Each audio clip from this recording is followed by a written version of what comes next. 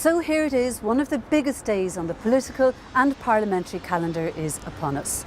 With the meetings all wrapped up, the Minister for Finance, Public Expenditure and Reform, Paschal Donohoe, will walk in here shortly to Leinster House and deliver his first Budget Day speech as Minister for Finance.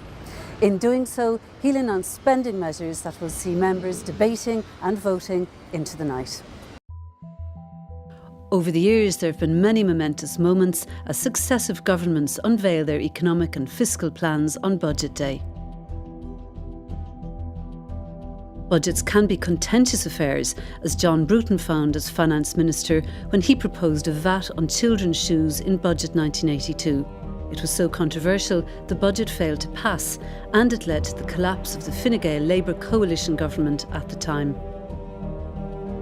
In the early 2000s, the battered old briefcase was replaced with a CD-ROM by then Minister for Finance Charlie McCreevy. The Budget Day rituals continue, only now it's a leather-bound document that's held up on budget morning.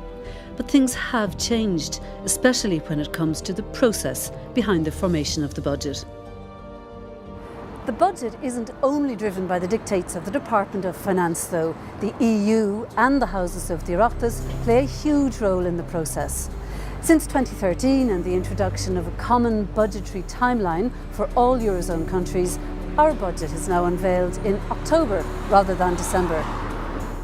2 years ago, on the back of an OECD review into the process, an Oireachtas Committee on Budgetary Oversight was set up to examine the budget ahead of it being delivered.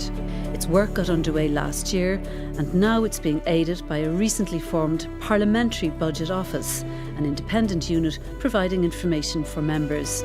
So how exactly does the process work? Let's take a look at the details. Each April, the government publishes its Stability Programme update, outlining its medium-term fiscal strategy in line with the EU's rules. This is followed by the release in June of the Summer Economic Statement. And throughout the rest of the summer, various government departments meet to finalise the details. At the end of September, the Budgetary Oversight Committee, after hearing from a wide variety of experts, including the independent Irish Fiscal Advisory Council, makes its recommendations on the measures that they believe should be taken in the budget. Within a week of the budget, the White Paper on Receipts and Expenditure is presented to the Dáil, as required by Article 28 of the Constitution. On Budget Day itself, the Minister for Finance delivers his speech in the Dáil chamber, and the opposition is then given the chance to respond. Before the Dáil rises that night, the financial resolutions are voted on by members, giving effect to certain tax changes, such as the so-called old reliables of cigarettes and alcohol, by midnight. In the weeks that follow, both the Irish Fiscal Advisory Council and the European Commission must assess the government's budget plan. If the Commission finds it's not up to scratch, it can ask Member States to submit revised figures.